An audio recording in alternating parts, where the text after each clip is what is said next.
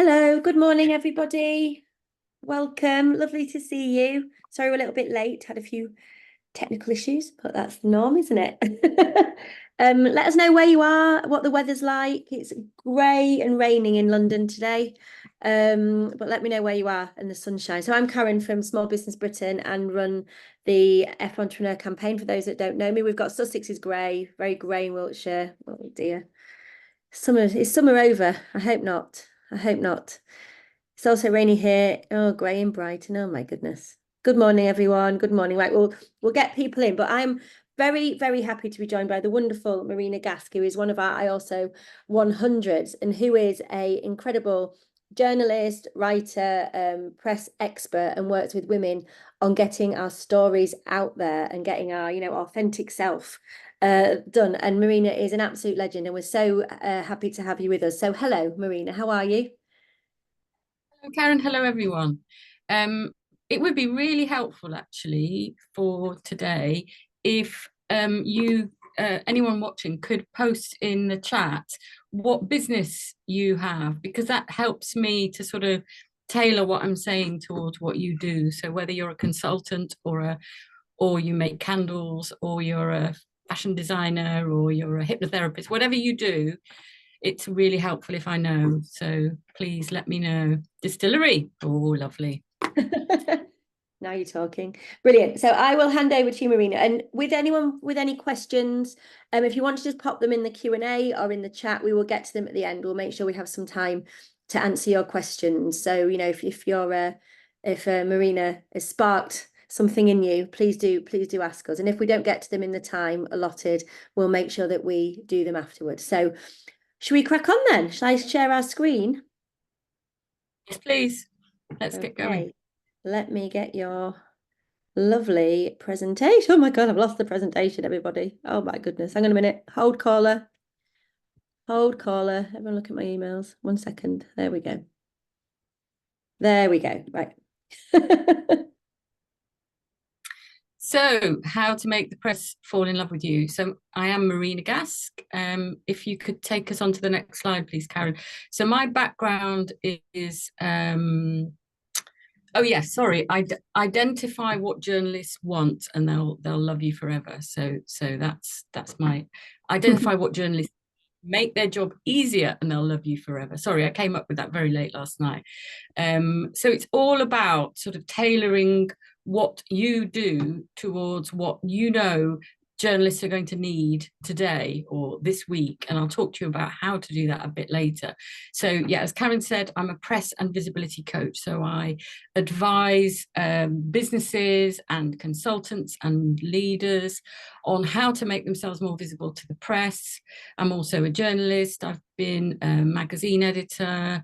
I've worked at the Daily Telegraph. I'm a copywriter, and I'm also co-founder and editor of Audrey. So Audrey is all about female entrepreneurship, and we share stories of great women doing amazing things in the entrepreneurial world. Next slide, please, Karen.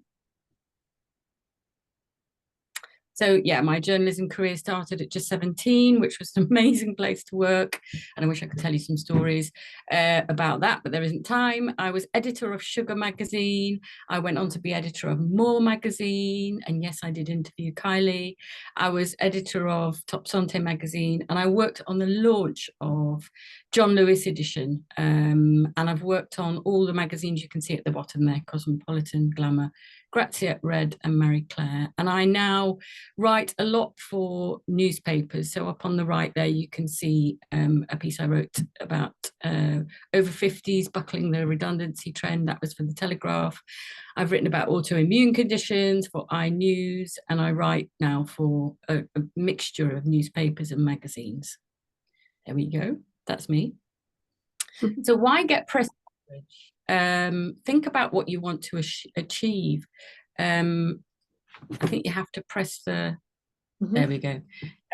There we go. Shareable content. So it gives you shareable content that you can use again and again and again. It enhances your credibility. Getting in the press helps to position you as an expert, or if you make products, it can position you as a mover and a shaker. It allows people to see a different side of you. So you know, sharing a story of maybe a health condition you have or how you came to launch your business helps people see you in a different light and come to know and love you. It means you can add their logo to your website, which obviously enhances your credibility. You're raising your visibility among potential clients and the wider media. So media, other media will always be checking out, you know, newspapers, websites, etc., for great stories, for great experts. And so that's another great way to grab the attention of the media, and being seen as a leading light in your field. Obviously, there are reasons why some people don't want press coverage. Some people don't like the press, for example, and I get that. I understand why. But it can really enhance your business. It can really enhance your bottom line. And there are lots of really lovely people in the press like me. So what makes you press worthy? What works? Let's just go through those. So having insightful opinions on something zeitgeisty. Controversial opinions are even better. So, you know, today Rachel Reeves announcing the building programme for the UK. If you had insightful opinions on that, on property, on renting, on homeowning, if you yourself have been a victim of a difficult landlord, or maybe you are a landlord yourself, you know, having opinions on the zeitgeist, especially controversial opinions, really helps to get you in the press. A powerful story that will move and inspire is another way to do it. It may not relate to your business. That doesn't necessarily matter, because it gives people a way to understand you, what makes you tick, the kind of person you are. Unique expertise, or a business that solves a new or perennial problem. This is huge. So, for example, burnout has become a massive subject in the last year or so. Having unique expertise, solving a problem relating to burnout, you know, from an HR point of view. Maybe you've written an attention-grabbing book on the subject, or another subject. Maybe you have a podcast, or you've done a TED talk. These are great ways to grab the attention of the press. I think there we go. A campaign, event, or survey is another great one. If you, for example, somebody's written "kill people." What's that relating to? Anyway, a campaign, event, or survey that perhaps solves a problem. You know, maybe you have an incredible internship program, you know, to help young people get into the press. To help young people get. This is something about I'm a professional assassin. Sorry, but this is really distracting me. Stop the chat. Stop the mad chat. Okay. Should we just stop sharing a second so I can just figure out what's going on? Okay. Just 1 second. What's happening in this chat? Oh, who's a professional assassin? Right. Okay, fine. It's all people we know. That's fine. I thought we had someone else in there for a minute. Right. We're going to go back 1 second. Off you go, Marina. On to a campaign, event, or survey. So if you have perhaps run a campaign, you've done a survey, you've polled your clientele, you've found out something about society that you feel it's really important to share, and is a great way of grabbing people's attention. Timing is also crucial. So is there something about you or your business that ties in with the calendar? You know, maybe your business relates to autism or menopause, and there's, it's menopause month, or it's autism week. Finding ways that you can time your campaigns, your press releases around these seasonal events and seasonal days. Also, having a micro niche is really helpful. So rather than just being I'm a mental coach, it would be I'm the mental coach tackling Gen Z anxiety overwhelm via a radical technique. I can't actually see what it says because there we go. I am the pension advisor who says property is dead. There was one more. The former civil servant who gave up a comfortable retirement to save lives in Yemen. These are all obviously very, very micro niche, but they are attention grabbing. You remember them, and the press would really know. Definitely. Right, Okay, sorry, so one that's second. that one. There we go. So you need to be your own news hound if you want to get into the press. Obviously, you can work with a PR firm or an individual, and they are brilliant at this. But if that's beyond your means, you need to become your own news hound, which means getting up early and scanning the media and listening to the radio and watching the news, and hearing what is being said, what is on the news agenda. How are you and your business or services relevant to the day's stories? Can you offer opinion, wisdom, or case studies? And crucially, are you available like now? It's really important that you're available, that you're not away on holiday if you're contacting the press.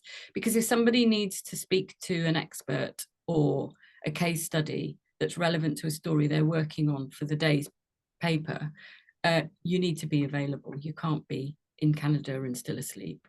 Being your own news hound is how you make the journalist's job easier, because having worked at the Telegraph, I have seen firsthand, this is how it works, that each team, so say I've worked on the health team, if you're on the health team, you and your team all have to get together and scan the news stories and come up with an angle on each of those news stories so that you can then write a feature about it or commission a feature about it, which means that you need case studies, you need experts. So your job, if you are trying to get the attention of the press, is to contact the relevant journalists first thing in the morning and say, hello, I've got something to say on this. Hello, I'm an expert in this area. Hello, I've got a case study. So be prepared to pitch. Here's what you need from the outset. So you need a press release. I'm sure you know that. Keep it concise. A lot of press releases are massively long. I get loads of them every day. I haven't got time to wade through them. So, stick to the point. A clear and impactful online profile is really important. It needs to match what it says on your press release. So if it says that you're a menopause coach on your press release, it needs to say that on your online profile and not a list of other things that you do, because that can just make things really confusing. And it also makes your credibility a bit questionable if you don't seem to be the same person. It's really important to have good quality photos of yourself and or your products. Great if you've done you've had photographs done by a brand photographer. I know we've got some great ones in F Entrepreneur, but if that's beyond you at this point, iPhone photos are fine. They just need to be good quality, they need to be clear, preferably in color, and there need to be a variety of them for you to send over, and some nice smiley headshots of you as well. They may not necessarily be used in the press. They are just to show whoever it is that you're contacting who you are, what you look like, and that you're the real deal. When you're pitching, have case studies ready if relevant. So for example, if you're talking about being a menopause coach, do you have case studies, women who you've helped through menopause who are prepared to share their story in the press? So you need to not only have case studies ready, but you need to have their permission. Preparedness, so you need to respond quickly. I've already said this. Ease of availability. If you work in an office and you're only available to talk at lunchtime, make sure that you let the journalist know. I can be interviewed from 1 to 2, or send me a text and I can step outside and have a quick phone interview. But it's really important that you make this clear, and respond quickly, because there's going to be loads of other people doing the same thing. So you want to make sure that you're the one that gets picked. And in order to pitch, you need in advance to have contact details of relevant journalists. Just contacting them on Twitter or Instagram or LinkedIn is fine. You don't necessarily need their email address, although it really helps if you do. But yeah, you need to have kind of already scoped out who are the journalists who are likely to be interested in you. And if you, especially, you know, if you work in a specific area, if you're a consultant, for example, if you're, as I said, you know, a burnout coach, or you advise on autoimmune disease, or you know, you're a yoga teacher, you'll know which of the journalists that are going to be of interest to you. And a media pack is very helpful, because it just means that you can, that instant response is made much easier. So a media pack would contain a press release about you, some the good quality photos, you know, your Twitter handle, you know, all those relevant details, photos of your products, maybe photos of you in action, delivering a talk or whatever. It would be all that information and how to contact you all in one place, so that a journalist on the receiving end of it has everything they need in one go. Press release know-how. Let's just whiz through this. I know you do, Karen provides press releases for Entrepreneur members, but I'm just gonna, as someone who receives a lot, I'm just gonna whiz through what I think is key. So an attention-grabbing headline, really spend some time getting this right. So don't be obvious, you know, make it as punchy as you can. Start with a brief, punchy message that you want to share, stating why this is relevant. So always tie it in with whatever new study has come out today, because there is a chance the journalist won't have seen it, or that they're working on 10 different things and they won't necessarily see the connection. So remind them that according to BBC News this morning, blah, blah, blah, blah, blah, and then you tie it in with what you have to say. Make it really easy to skim read. So use bullet points, not great big paragraphs. Bold up any key facts. So the title of your book, the names of any celebrity clients you've worked in, the name of your TED talk, the name of your podcast, that kind of thing. Don't overwhelm with information about you at the start. This is really important. You can include that information at the bottom of the press release in an about section. And I can't see that. Include relevant images on your press release. Okay, or attach them when you send it. So you can actually just, you know, in the design of your press release, you can include a picture of yourself, you can include pictures of your product if you want, or attach them when you send it. And I can't read that one, Karen. What it just says, how can the media get hold of you? So make this stand out. So make it as easy as possible, I suppose, for them to get you. Repeat that information at the bottom, you know, in red, you know, your phone number, your email address, so that you're just making their life easier. And it's really important that it's important. You may be thinking, well, why should I make a journalist's life easier? It's just because they're really, really busy and they're under pressure. And so if you make their life easier, they will fall in love with you, I promise. A media interview, how to prepare. So first of all, do your research on the journalist and publication. So if a journalist, so I contacted someone this morning about doing a piece for a news site, and the thing to do at that point is go away and read up on me and read up on the news site, so you understand what section it's going to go in, so you understand what kind of take they're likely to have, so you understand what kind of take the journalist will have, you know, and whether or not you like the way they handle things. Request information. It's perfectly okay to do this. What is the premise of the article? Can you tell me anything about the other participants in the article? The journalist may not be able to tell you this, or may not be willing to tell you this, but it's worth asking. Certainly the premise they will have to tell you, whether or not it's going to be a positive piece about HRT, for example, or is it going to be negative? You need to know that before you get into the interview. Make some notes in advance. So what are your key points? What are the things you want to say? Because a journalist will have a very strong idea of what they want to say. You need to make sure that your key points, you get the chance to cover your key points. Remember to get permission. Who are you mentioning? Are you referring to your ex-husband? Are you referring to your daughter who is under 18, who may have a medical condition? Is it okay with your ex-husband and your daughter that you're mentioning her? For example, that's just to get across the point.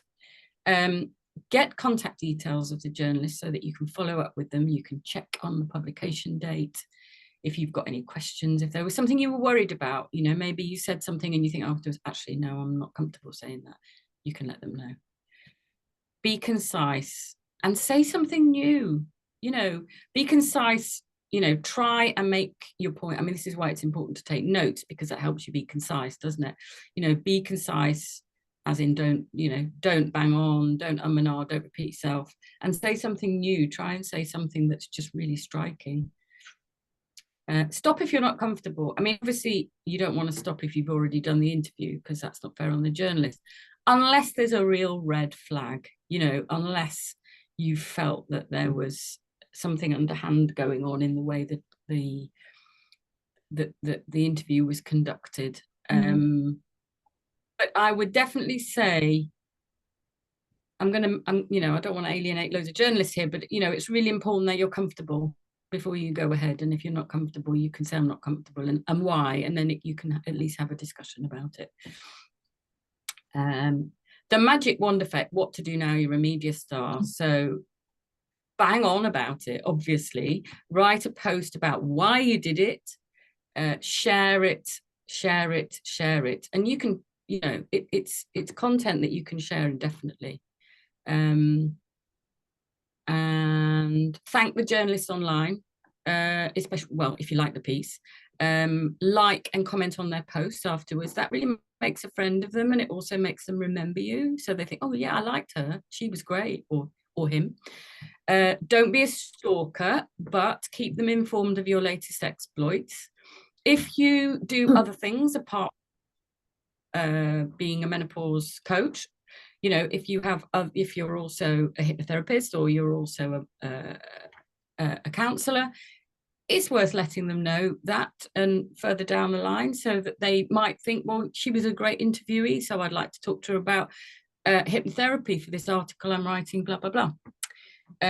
You can include an excerpt from the piece in your next press release, as quoted in blah, blah, blah. You can add as seen in to your website. Sorry. I think we're done. I think we're done. Yeah. Oh, and it says website instead of website. Obviously, I'm a very good journalist. I can't even spell. So that's the end. How to contact me? It's marinagask.co.uk, or email is marinagask@me.com. If you'd like bespoke advice on how you can attract the media, improve your online profile, and position yourself as an expert in your field, the details are at my website, or you can contact me by email. And I'm offering this Friday a limited number of free 15-minute Zoom consultations. So this Friday, the 12th of December, it says December. Do you know what though, journalists, because I used to be a journalist, and you never know what date it is, do you? Because you're always working so far in advance. So I'm working on December content, that's why. That's why.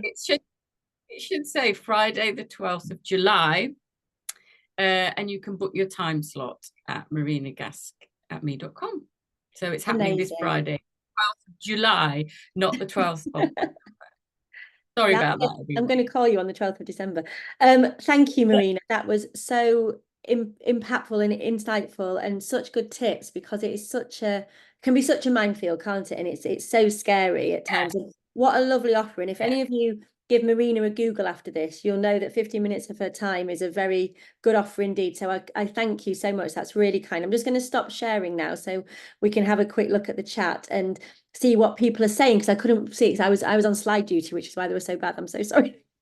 So thank you so much. So one of my questions, Marina, if you don't mind, while I go through the rest of them, is how do you even start finding out who the journalists are and get their contact details? Because, you know, like years ago, you could maybe be putting them in the article or whatever, but it seems harder to find them, I think. Is there any like central area you could go, or?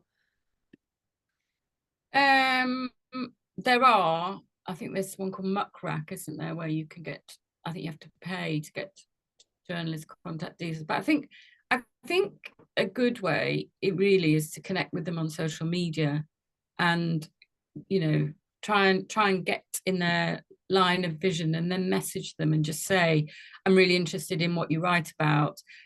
I've got great expertise in this area. Can I please have your contact details? And you know, if they'll check you out, then this is why having a really good online profile is important, because they'll then go and check you out on LinkedIn or wherever, you know, they'll go and check you out.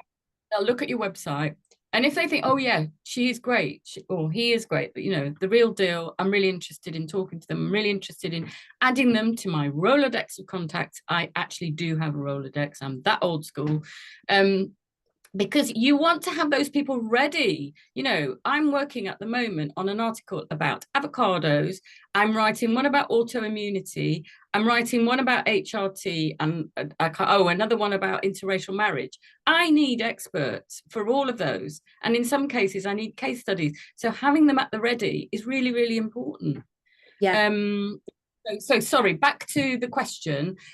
Contact them on social media, connect with them, try and connect with them on LinkedIn, follow them, like I said, like their posts, but also you can just, you know, just go into Google and try writing their name at and see what comes up, and you might find you get yeah. And sometimes if you look at somewhere else where they work, like another address, you can copy the format, can't you? V's just said, hi V, do we have to have permission to use the logo? So for example, if we got published in the Telegraph, you did an interview with us, are we then allowed to use that? Do we have to ask, or? I think I'm not 100% sure about that, because I do it. I would double check on this. I don't want to get anyone into trouble. I would Google this. I mean, everybody does it. Yeah, that's what I was going to say. I know the issue of sharing actual content. Like if you've appeared in Women's Own, you cannot reproduce that page, because on your website you can't do that, because that you could end up paying thousands of pounds if you do that, because yeah, it's something, right, you know, it's their, you know, it's their content. Yeah, You so can check. link But really, rule of thumb is everyone back does it. to, it links back to that news site, but you can't share the content. Got you. Brilliant. And so Hayley, hi Hayley. She's put, if you have knowledge experience of something that's completely separate from your business, is it worth mentioning it to get featured in the press for that? Because it might mention your business, if that makes sense, that you do sort of both things. Yeah, I think it is. And sometimes you can find ways to tie it in. I remember interviewing the fabulous Nick Wordsworth, I hope she's here today, about having eczema, and that tied back in with the fact that she now has a brand for dogs, a shampoo brand for dogs, which related to her knowledge of eczema and skin conditions. It's good if there's a way that you can link them in, but it's also that point I made earlier on about the fact that a story that doesn't relate to your business is still a story. It's about you. It gives people the chance to get to know you and to like you. And it gives you shareable content, which is always a good thing. Yeah, definitely. Ava in the chat has put, what would your ideal length for a press release be, a page or less? Oh God, page maximum, but honestly, try and keep it brief. Really, really, you know, work on it, edit it, and bullet point it. You don't need to tell your life story, and nobody's going to read it anyway. You know, I get about 100 press releases a day. I'm not kidding. And I just don't have time to read them all. So I skim them. So you're wasting your time if you're writing too much.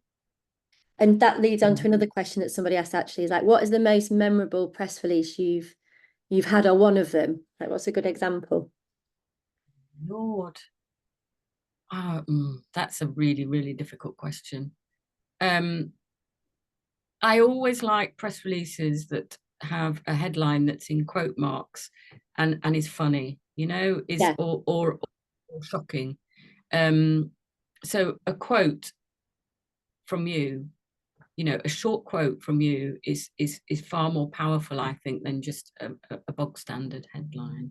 Got you. So something that like either makes you laugh or gets your attention. Makes you go, what you on about? Yeah.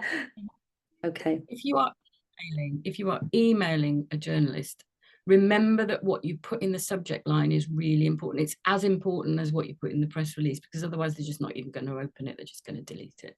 So put something striking, surprising, attention grabbing in the subject line.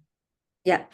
And we're just talking a bit as well, saying about people with disabilities, or, you know, like we've been speaking to a lot of disabled entrepreneurs with the Lilac Review. So those that struggle with mornings, for example, or that, you know, it takes a while to get into the day because of disability. Is there anywhere late at night they can be looking at to what's coming up the next day? Is the journo request hashtag an option, or is it all very like morning driven? I don't really know how the days work anymore. Obviously, if it's the daily news, yes, it is morning driven, absolutely. But I'm working on stories. You know, I've had a real struggle this last week finding someone I could interview who has lupus. So that wasn't just that day. This has been over a week. I've just found somebody, thankfully. But you know, it's we're not all working on just stuff for the day. We're sometimes working on something for a month ahead. So people with disabilities are not excluded in that way. If you see a press request, so there's a great Facebook group called Lightbulb, which I'm sure some of you are aware of. And Lightbulb, do you know it, Karen? It's yeah. And journalists will share in Lightbulb that they're looking for case studies. That's how I find a lot of my case studies. And if you look in Lightbulb and you see a journalist is looking for a particular case study or a particular expert, don't assume that if you missed it when it was issued in the morning, you know, when the alert went out in the morning, don't assume that you're too late, because they might want to speak to 10 people. They might have not yet found the exact right case study or expert. They might not have found anyone, like me with the lupus story. I honestly couldn't find anyone. So don't ever assume it's too late. If your story or your expertise is really good, just keep plugging away. But have all that stuff ready, all that stuff I said, your press release, your pictures, the details about you, ideally a little media pack. Have all that information ready so you can just fire it out there. Yeah, brilliant. Joe's just said, is it worth using something like EN Newswire or PR Newswire, or are they no use at all? I don't know, to be honest. I don't know, because I don't use it, and I'm not a PR, so I don't use those things. I mean, from our side, we've used them before, and we've had good response. It depends on the story, I think, and depends what you're after. If it's reach, there can be a good vehicle, can't they? Yeah. There's always the hashtags, you know, journo requests, PR requests, you know, keep an eye out those. Lots of journalists use those still. Yeah. But the thing I said about making journalists fall in love with you is about being helpful, and journalists, you know, love them or hate them, they're under a lot of pressure usually, and they're in a mad hurry. And so helping them to find the right experts to interview and the right case studies to feature is you're doing them a massive favor, and they will love it. Yeah, absolutely true. And Vicky's just said, can you reshare a story if it's already been published in another publication? Do you have to find another angle?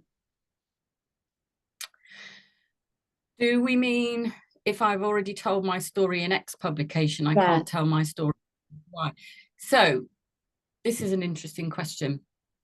If it's a direct rival, so for example, if you've been in the Daily Telegraph, you can't tell the same story in the Times, because they won't want it, because it's already been in the Daily Telegraph and they're rivals. If it's for Woman's Own, nobody's going to mind, because it's a completely different market. Okay, so just know you can tell the same story 5 different times to different markets.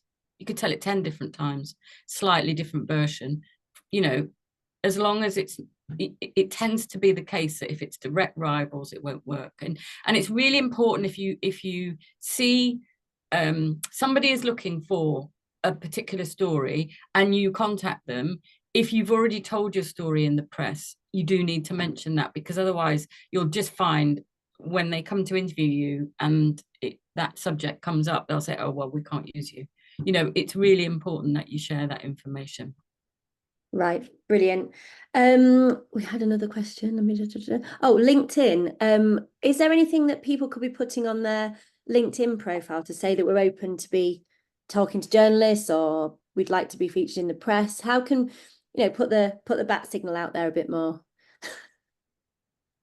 I don't think there's any harm in saying, expert keen to be interviewed in the press or entrepreneur keen to be interviewed in the press. Absolutely. Looking for media opportunities. Yeah, why not? But I think it's also really important that you get in front of journalists, because they're not necessarily going to see you. Yeah, I won't be scouring LinkedIn, perhaps. Exactly. Well, they might be. To be fair, they might be. I was writing an article about burnout recently, and I did spend some time on LinkedIn looking for burnout experts, and I found one who I then interviewed, and it turns out she's bringing a book out any minute now. So, it was all worked out. So I find people different ways, but the subject journalists are working on at any particular time can be huge. So you might not be uppermost of their mind in their mind, so you kind of have to keep just putting yourself out there and reminding people that you're here, contacting them with a press release when there's a relevant story happening. It's like if something has happened in the news that's relevant, there's been a new finding about HRT, for example. Sorry, I keep banging on about HRT, but I've written a lot about it recently. But if there's a new finding, a study finds that HRT is incredibly bad for you, for example, and you're a menopause expert, it's really important that you obviously find out all about this new finding, but also contact the journalists that you would like to be interviewed by to say, I am a menopause expert. I know all about this. I can talk about this. Yeah. I disagree with every word of the report or whatever. You have to, obviously you need to know your stuff as well. Yeah. And I suppose now as well with the new government, there'll be a lot of new local ministers, there'll be a lot of new talk, there'll be a lot of new angles on various topics that you could feed into your business, right?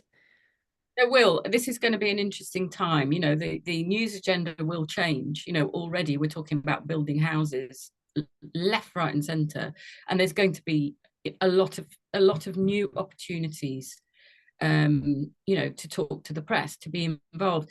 And when I say the press, I am specifically a press journalist, but TV producers, radio producers are also looking for case studies. Do not forget this. It's really important that you send your press releases out to them as well, because as we all know, Good Morning, on a day when we're talking about building, the building program, they're going to want to talk about it. They're going to want to have somebody in, maybe a property expert, or it might be somebody who's really unhappy because the patch of land behind their house is about to be developed. But they want stories, they want people to talk and have something to say.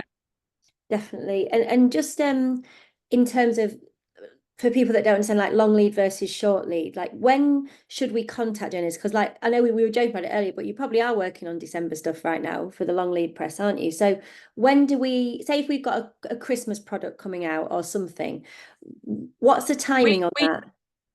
We joke as journalists about Christmas in July. In fact, there is a big press event that happens in July, where journalists can go and see, what the new products are for Christmas.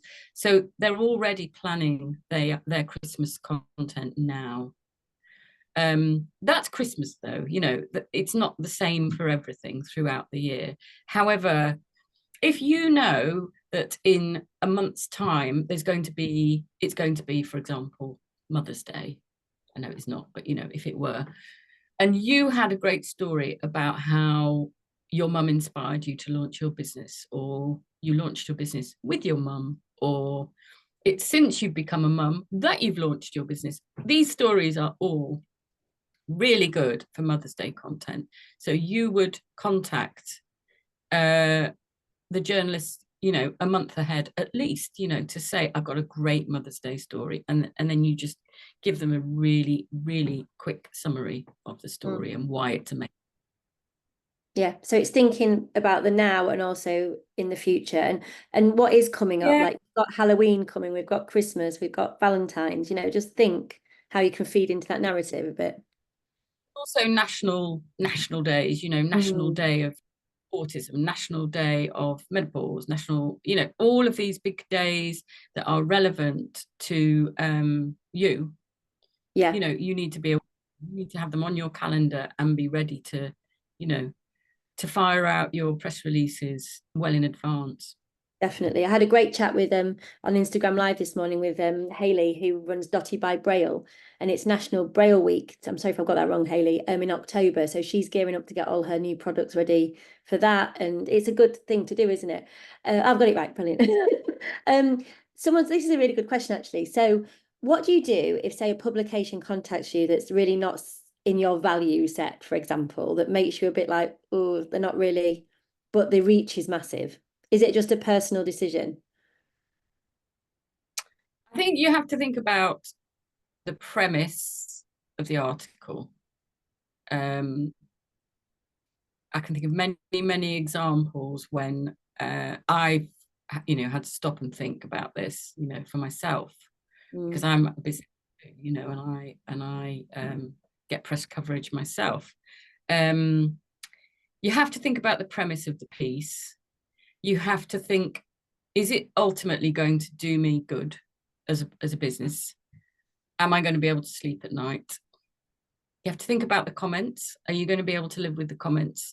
Sometimes you'll get somebody saying something really extreme about themselves in, say, the Daily Mail, and it may be a brilliant, brilliant way to raise awareness of their business, but it may mean that they get some really nasty comments, and that can be hard to live with.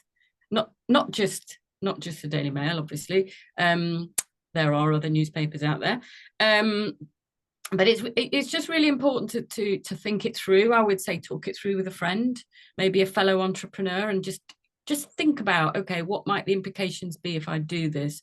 Is it going to be something I'm going to regret, or is it actually going to really boost my bottom line and ultimately be an amazing thing for me? Mm. You just have to weigh it up Yeah. on And individual just merit. and your gut must play a big part in that, I imagine. But yeah, Joe's on here. Jo Smedley, she runs Red Herring Games, which is this brilliant business up in Grimsby. And we've been asked to go on Dragon's Den 3 times, but turned it down all three because I knew I couldn't deal with the pressure. And that's fair. But then we've had other people in our community that have gone on it, and it was incredible for their business. So it's you've just got to do what's right for you, haven't you? Also at the right time, it might just have not been the right time for that person, but they might get another opportunity and they might just feel like, I'm ready now. Yeah.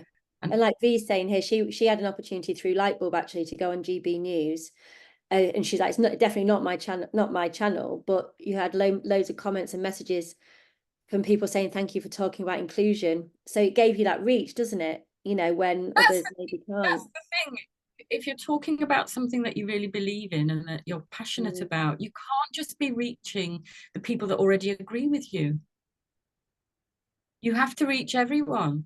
So you have to see it as a platform for talking about the thing that matters to you, rather than I'm buying into this platform that I don't approve of, that I'm Yeah. not comfortable with. I think it's what you said before, though. It's just being prepared for the comments, isn't it? And the rhetoric of afterwards. But that's what we're all here for, to support you if that ever happens. Yeah.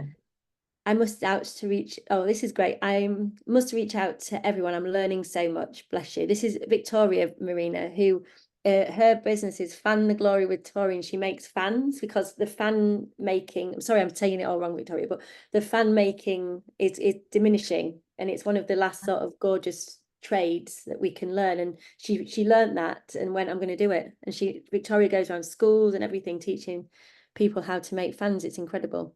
So an That's a, amazing that, business. that would make such a lovely story, if someone like Good Housekeeping would just love that. Yeah, it's critically It's endangered in the UK, craft in the UK. Isn't it brilliant? So yeah, lots of wonderful, wonderful women. What I'll do, Marina, is I'll save you this chat as well, so you've got everybody's business who was here and everything as well. And obviously Joe's an assassin. I was very stressed then. I was thinking, have we got some like random. Well, What's going on? It's all see right, the Joe. It's funny. bottom line. I couldn't see the bottom line of the slide because all these mad messages were coming up about I'm an assassin. It's like, what? I just Mad thought we had been person. infiltrated. I was like, I don't know what's happening. I don't know what to do. Anyway. Can I just remind everyone that I am offering Mm. free 50 consultation, so I can talk to you about your specific business and hopefully give you some advice to take on that's really tailored to you. So do get in touch. Please do take Marina up on this because she's incredible, as we've just experienced, and it's just having somebody to bounce an idea off. I'll just go, actually, maybe try that, isn't it? And just, having that Yeah, personal eye. I mean, I've given you all these rules. There's no hard and fast rules, really. It's just lots and lots of tips, that could work for you. Lightbulb is great, run by my friend Charlotte. It really, I know quite a few people who've gone on to become quite famous as a result of joining Lightbulb. There's loads of others. There are other platforms. It's just that that's the one I particularly use. Amazing. And Marina, I can't thank you enough for sharing all your wealth of knowledge, and and don't be disheartened, right? If journalists don't get back to you, or keep going. They're busy. It's nothing personal half the time, is it? So just keep going. Please remember that they aren't bad people, most of them aren't, and they are just incredibly busy. So they're just kind of going through hundreds and hundreds and hundreds of messages like yours, and one day you'll hit, you'll hit gold. You will.